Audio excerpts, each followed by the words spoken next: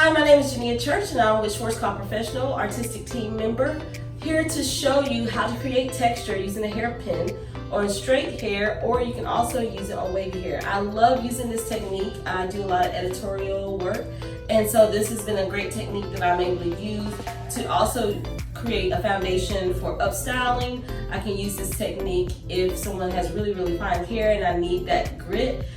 So it's really a cool technique. Can't wait to show you. Let's get started.